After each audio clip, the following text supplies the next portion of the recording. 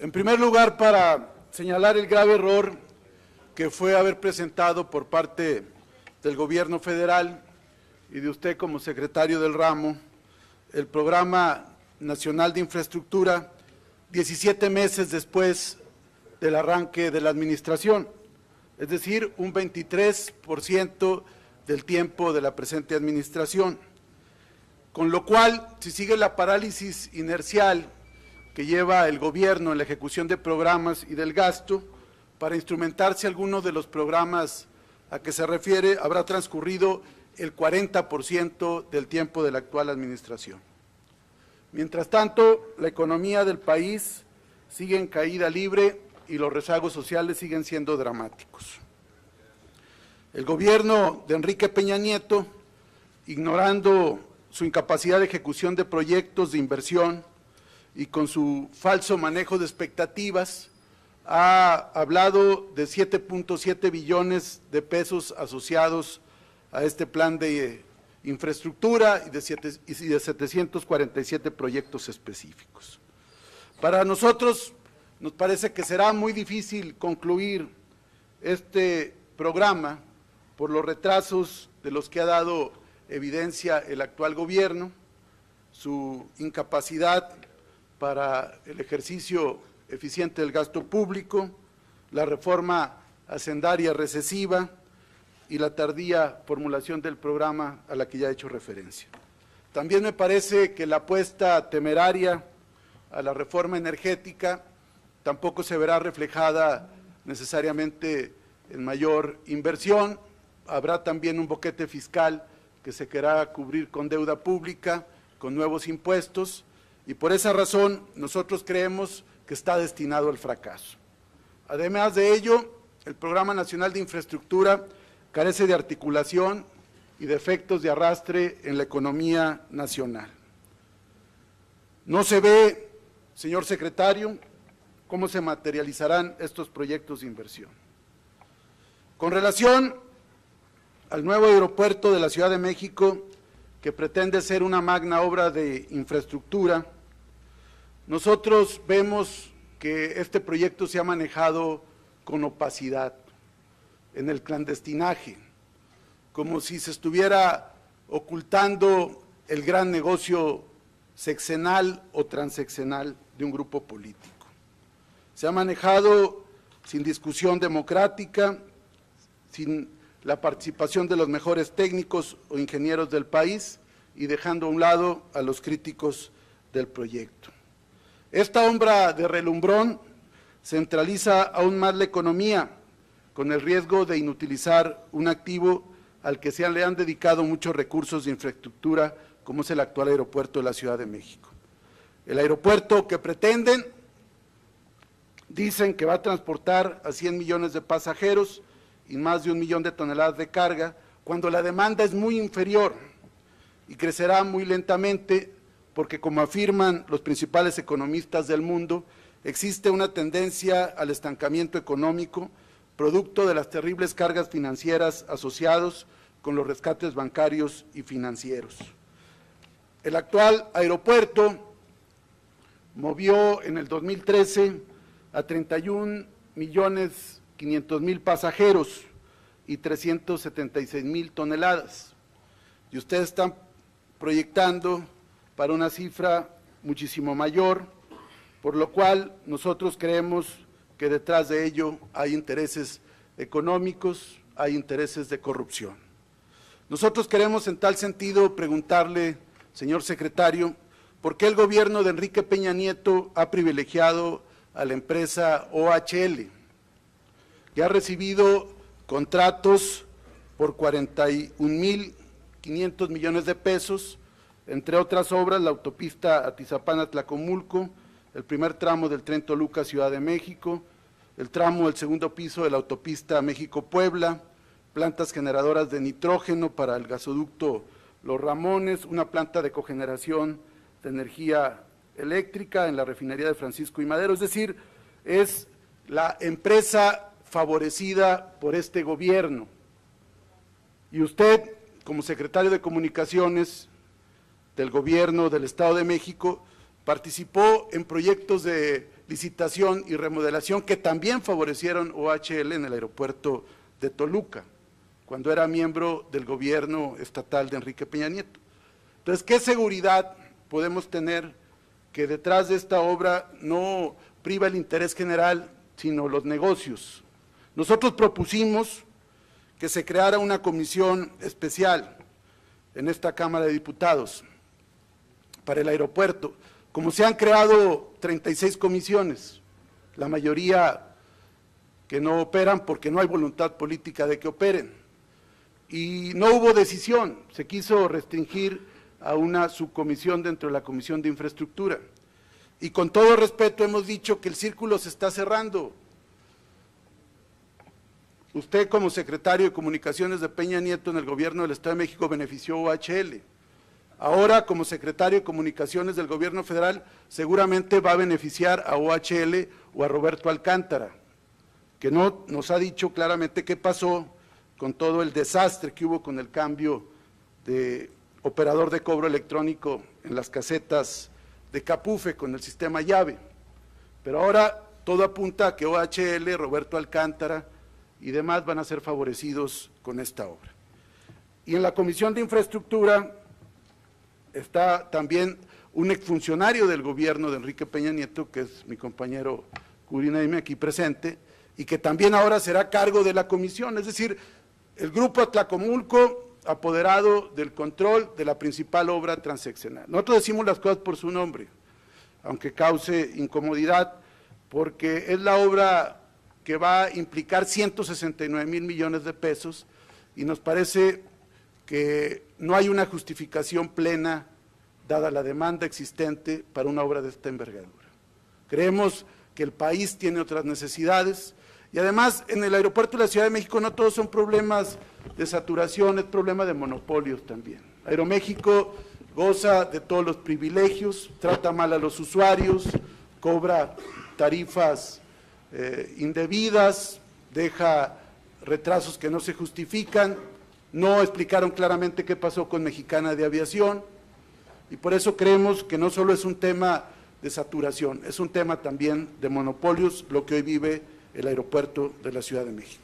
Concluiría diciéndole y preguntándole de qué manera el nuevo programa de infraestructura enfrentará y resolverá irregularidades y rezagos como los mostrados en el anterior Programa Nacional de Infraestructura, que hablaba de montos mucho menos ambiciosos y de un menor volumen de obras. ¿Cómo le van a hacer ustedes ahora sí para poderlo resolver?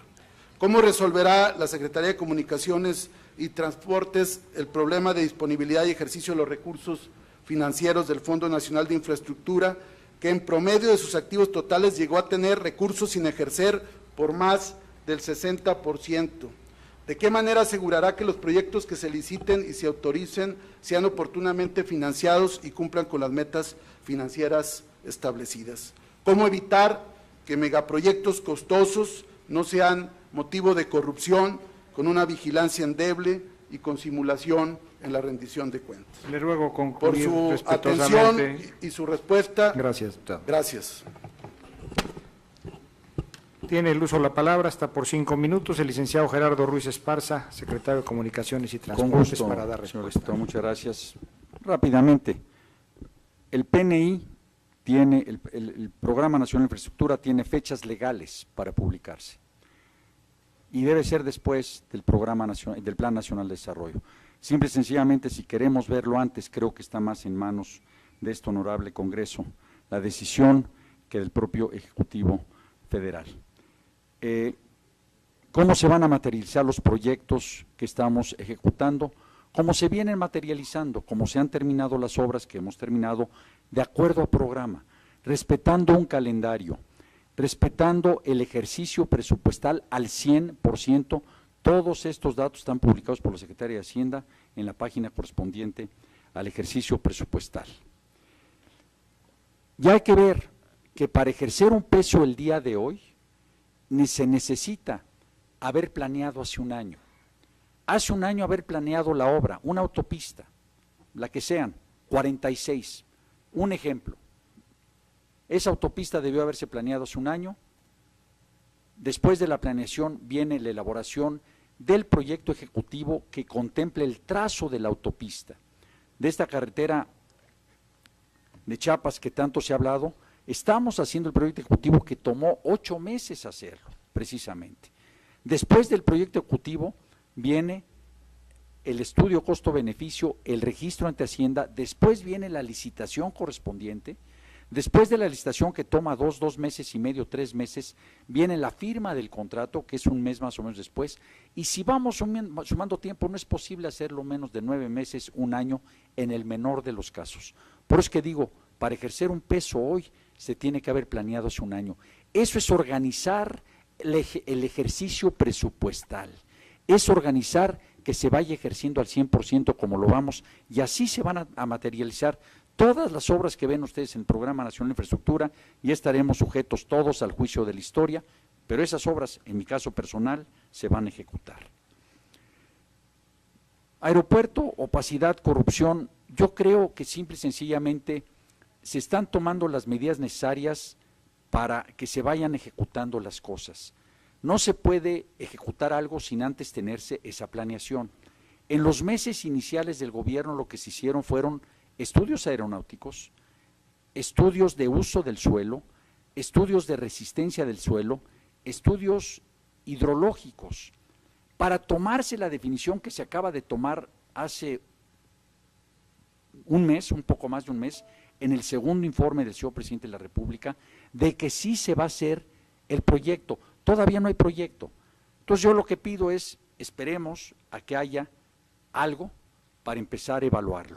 Se está haciendo ya el proyecto ejecutivo, se está haciendo ya el proyecto de ingeniería, lo está haciendo precisamente el arquitecto Foster y la empresa Parsons haciendo el proyecto de ingeniería para tener proyectos ejecutivos y poder construir el aeropuerto.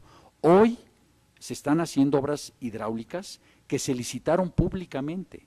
Hoy se están haciendo otros estudios que fueron también licitados y otros que por la naturaleza no se puede licitar públicamente un proyecto porque se recibirían miles de propuestas y no habría capacidad de valoración. Por eso invitamos a los mejores del mundo, a los mejores arquitectos internacionales del mundo asociados con los mejores arquitectos nacionales para que entre ambos presentaran su propuesta al igual que a las mejores ingenierías.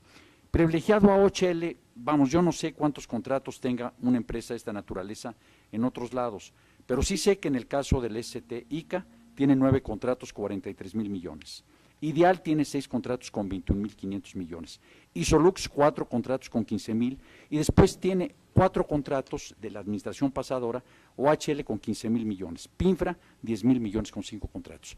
Creo son 17 empresas las que tienen el monto total de contratos por 70,000 millones. Obviamente unas tienen más, otras tienen menos, pero simple y sencillamente en estas cifras que les di se puede ver claramente que hay un equilibrio en los contratos, en los contratos de la Secretaría.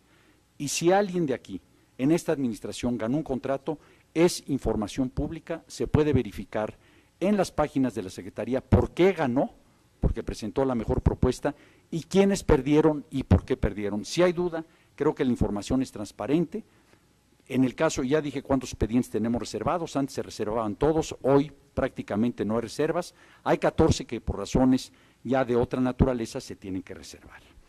Mexicana, pues es un tema que se trató hace más de 3 años, creo que la empresa quebró hace más de 3 años, yo creo que valdría la pena realmente analizar toda una historia, y no creo que sea ahorita, simple y sencillamente es un tema que sucedió hace mucho y que hace tiempo ya fue declarada en quiebra. Muchísimas gracias.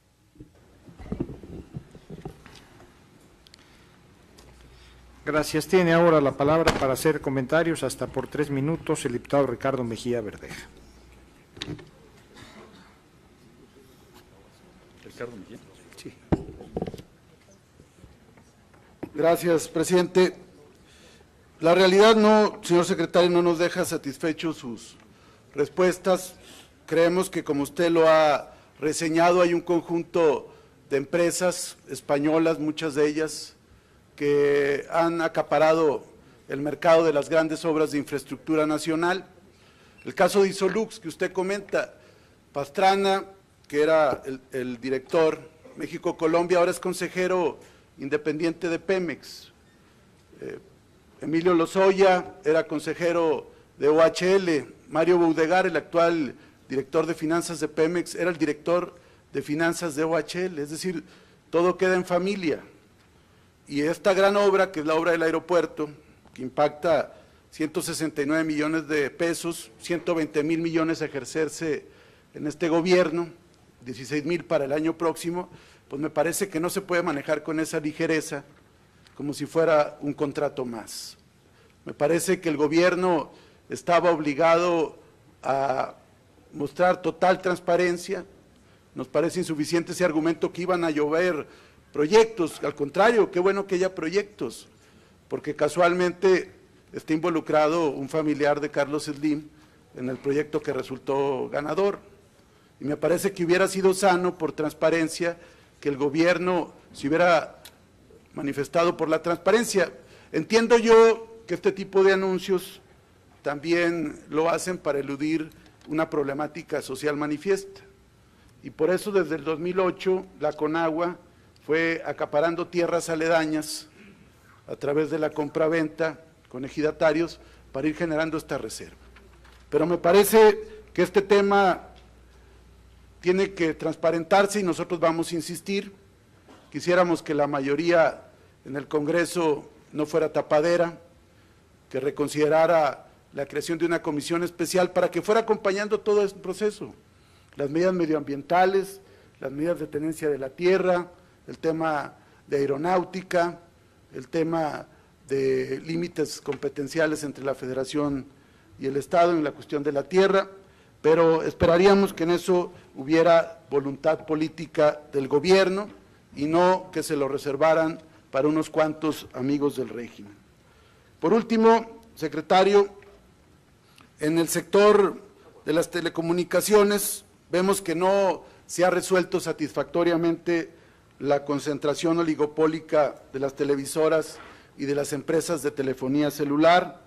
Los usuarios de los servicios, los ciudadanos comunes, siguen siendo objeto de un servicio pésimo, caro, ineficiente, y sigue habiendo privilegios de parte del gobierno. Sabemos que hay órganos reguladores, pero pues dependen finalmente en los hechos del Ejecutivo Federal. Nosotros vamos a estar muy al pendiente y quisiéramos también decir que hay en ejecución también en obras que pueden ser menores, pero que para la gente de las comunidades son importantes, como las que me comentara la diputada Rosario Merlín, del Distrito 9 de Acapulco Guerrero, que las obras del Puente La Sierrita y de Carabalí se han reasignado y esto ha afectado proyectos que ya estaban etiquetados en el presupuesto de egresos de la Federación. Esto es quizá un pequeño botón de muestra con la discrecionalidad que se ejecutan los programas sociales. Es cuanto.